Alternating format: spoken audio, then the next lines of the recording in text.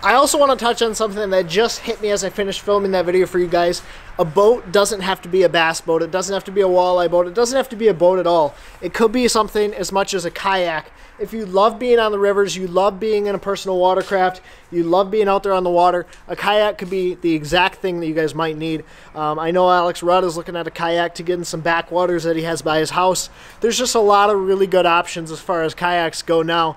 But if you're interested in a boat or a watercraft of any kind, don't hesitate to look at a kayak or a canoe or a john boat or a rowboat. Those are all amazing options to get started. You don't have to just immediately start out by looking at a bass boat by any means. So I just wanted to make that disclaimer so I didn't get any questions about that. I really think kayaks are a great option to teach you some of these things as well as getting into a boat. What's going on, everyone? My name is Benjamin Nowak, and today's video is going to be talking about buying bass boats. What you want to look for in a bass boat, how to determine what boat you should get, and basically what you should look for when you're starting out. Now, understand, I got a lot of questions about how I afforded this boat, how I got myself in this nice of a boat. So I'll go over a little bit of my backstory, give you guys a little bit of understanding about who I am, the boats I was in previously, and how they helped me excel or determine that a Phoenix 920 Pro XP is the boat that I want to be in right now. There's a lot of process and a lot of consideration that has to go into buying a boat. Obviously, it's an insane purchase, so I'm going to try and help you guys walk through that process as best as I can and share with you guys my experiences and knowledge that I've gained over the 3 bass boats that I've owned, which I know to a lot of people that's a lot of boats, to some people that's not very many boats, but this is the experience that I've had. First of all, if you guys haven't already or are new to my channel, please do me a huge favor, go down and hit that subscribe button, hit that notification bell because it'll let you know when I post more videos. That really does help. It lets you guys know very quickly so you can go over, watch my videos, and get on my content as soon as it comes out. That helps YouTube share it so that more people can see my content. So a little bit of background about me. My very first boat was a 14-foot Sylvan Sport Troller. Now, when I went out and bought that boat, I thought that boat was my ideal boat at the time. It was a little tin can boat. The floor was rotted out, which I was dumb. I didn't know at the time. The motor was only partially working. It had a small Humminbird Graph, and I had to replace basically everything in the boat. I had to put a trolling motor on it.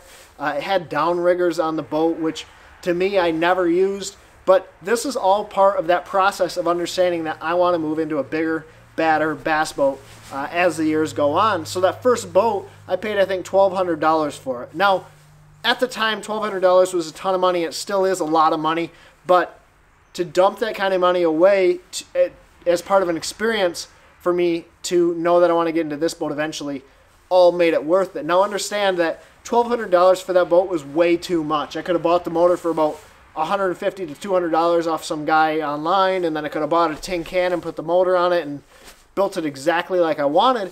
But had I not bought that Sylvan Sport Troller that I had to rip the floors out of, that I had to take the downriggers out of, I had to run new wires, I had to put a trolling motor on it, I had basically no graphs, I was just flying blind, the motor had startup issues. Had I not gone through all of those crazy things, I wouldn't have gained those experiences that helped me move into my next boat. So the first big thing that you need to realize is experience is critical. So the more boats you get in, the more boats you spend your time around, you'll understand what you like about certain boats, what you don't like about boats, things that you want to improve, things that you want to see different on your next boat, and just overall there are a ton of different little experience things that you can gain by being in a bunch of different boats. Another thing too is, and this sounds really stupid, is learning whether you want to fish or learning how to fish. Okay, so when I first had that tin can, I was like head over heels in love with fishing. I wanted to fish every waking moment. But the fact is, as a year moved on, I probably only fished 10 to 15 times, which was a decent bit, but it wasn't like I am fishing now. Like, it kind of opened my eyes. Okay, I have this boat. Do I really want to fish? Do I just kind of want to fish? Do I love fishing, or do I just love the idea of going out and owning the gear and buying fishing tackle and going fishing occasionally? And if you do enjoy going fishing occasionally, there is nothing wrong with that. I'm not saying you have to be this hardcore bass head like I am, but it is part of that experience in teaching you whether or not something like this investment here is worth it. And that's a big step in the process for a lot of people. It also teaches you how to fish. It teaches you how to control the boat and the experiences on the water about how to run the boat, how to use it effectively to get back into narrow water, how to run a trolling motor, how to run or read in electronics. So there's so many things that you can learn from your first boat. My second boat, I upgraded to a 1994 206 DC ProCraft boat. It was a dual console ProCraft boat, 19 foot 6 inches long. It had a 200 horse Merc Mariner motor. Now, I got a steal on that boat. So there was a local guy in town that I still know. He gave me a heck of a deal on that boat, $5,500, which was amazing for the boat, meticulously maintained. Didn't have any grafts, but it didn't matter to me. Everything was maintained perfectly. It was beautiful. So for me, that was the next logical step up into a real bass boat. I knew that's what I wanted to get into, was a bass boat. I wanted something that I could drive a little bit faster, get to different bodies of water that I couldn't fish out of the tin can. I could go fish tournaments in college out of that boat, and there were a lot of things that boat afforded me the luxury to go do. So making that step up into an actual bass boat was a big experience for me. But you have to realize I also didn't step right up into the Phoenix that I'm in right now. Having that boat taught me a lot of things like boat control, how to put the boat on a trailer, which might sound really silly, but it's very, very difficult if you've not done it before. How to back a trailer up, a dual axle trailer, different than a single axle trailer. It just teaches you a ton of different things. So that boat taught me a lot of things that I couldn't learn out of the tin can. It taught me how to fish the big water. I went out and fished St. Clair a couple times. Went down to Alabama with that boat. Fished some college tournaments, broke the motor down, put bad gas in it, blew the motor head up, blew a piston. Things that you have to learn that are really, really terrible, but had they happened in this boat, I would have been out a ton of money. Instead, I was out a couple $100, had to get the motor fixed, had to get this, that, and the other fixed. And it really taught me about how to maintain and take care of a boat. Having those experiences are really, really critical. It also taught me what I liked and didn't like in a boat. I knew that I wanted to start fishing bigger water, so I needed to get a boat that would fish the big water well. Some people, that's not a bass boat. Some people, that's moving into a walleye style boat. It's moving into a bay boat. It's moving into a hybrid fish and ski boat. Maybe that's what you're looking for. It might not be a bass boat, so you need to kind of keep an open mind when you're running your boats and understanding what you like and don't like. I could have stuck with that tin can and realized that I'm a river rat. I like to fish rivers. I like to fish small bodies of water. That's where I excel. Shallow water, flip and pitching, and I just like to be really effective in skinny water. Maybe an aluminum boat's the best for me. Maybe a tunnel hull. All of these things are experiences and knowledge that you gain by owning boats and being on the water and experiencing things on the water and fishing with other people. I don't recommend just jumping into the biggest, baddest bass boat that you can possibly find. I don't think that it's smart. I don't think it's financially advisable. You need to really understand if that is what you want out of your boat, because I could have gotten this boat if I would have bought this first and been like, wow, I don't like running a bass boat. I want to run a walleye boat. I'm a walleye fisherman at heart. And I would have been out a lot of money if I got in this boat and realized that. So having those other boats was something that really taught me a lot of valuable information to get in the boat that, in my opinion, is my perfect bass fishing machine. A lot of it really also has to do with location. So if you're fishing a ton of big water, if you're up here in the north where you're fishing Champlain or the Great Lakes or Lake St. Clair, or you're fishing these big, nasty bodies of water that get really, really rough, and that's what you want to fish, you're going to need a boat with a little more weight.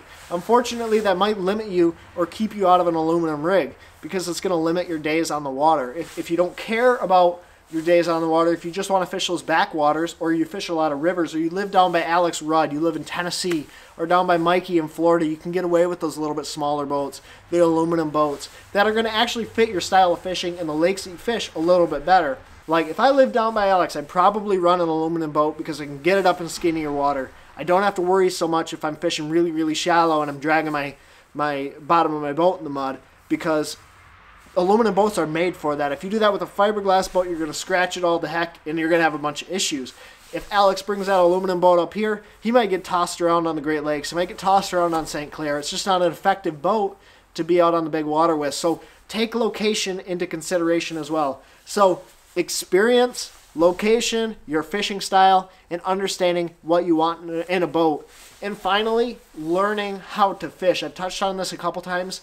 Being in smaller boats or being in different boats are going to teach you different things about how to fish. And as you gain all that information and that knowledge and that experience out there on the water and learning how to fish and be effective as an angler, or if you even want to really be a fisherman, then you can upgrade. So here's a little backstory about me. I'm not trying to brag this up. I'm just telling you guys my backstory and how I can afford to have a boat that's as awesome as this. I'm really blessed to have this opportunity. So I came up through college, 3 years in undergrad, 1 year in grad school, came out of school with a master's degree in business management with a minor in marketing. That was my goal. I wanted to go work at a big corporation, and I wanted to be able to afford a bass boat and work the corporate life and basically have the opportunities to work Monday through Friday and then get off on the weekends and go fish. So I was really lucky to have an opportunity straight out of college to work for a giant corporation here locally where I live, Dow Chemical, a Fortune 50 company. I'm in supply chain. It's a job that I like. It's fun, and I make a decent amount of money, so I can afford this boat. I also really had to sacrifice to get in this boat that I'm in today.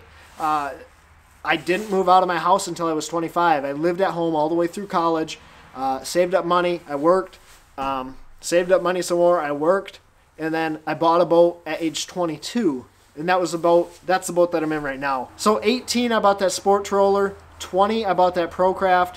22, I upgraded into this Phoenix 920, and this is where I'm at today. I also got really lucky in the fact that I didn't have any student loans. My parents put away for some college for me. They helped me through college, so I came out of school with no student loans, no debt. So really I had no bills. I paid my truck off.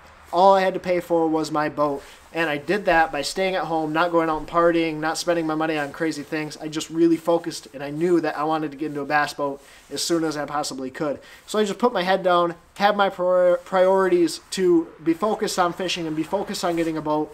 And so I got really blessed with the opportunities that I've had to get in this boat as early as I have. I'm not trying to show off when I do these videos like that boat walkthrough. I'm just trying to help you guys out as much as I can. I hope this video provided some value for you guys, some understanding of who I am as a person, and is going to help you guys when you go out and look for a boat.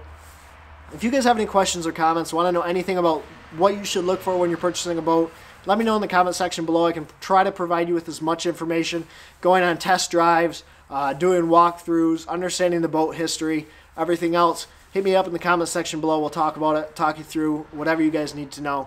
Thank you guys for watching. Hope you guys enjoyed. If you did, not already, click that subscribe button down below. Hit that notification bell. If you are subscribed and don't have the notification bell hit, please do so for me. It'd be a huge, huge favor. As always, guys, thank you for watching. Take care. Tight lines. God bless. Also, one more thing really quick. I just thought about, I'm going to be doing a live stream tonight at 7 p.m. with Tyler Waller from On the Other Line. It's going to be on, I believe, Facebook. So what I'm going to do is leave a link down in the description below. You guys can go check that out. 7 p.m. Facebook with Tyler Waller On the Other Line. Be over there. It's going to be a ton of fun, guys.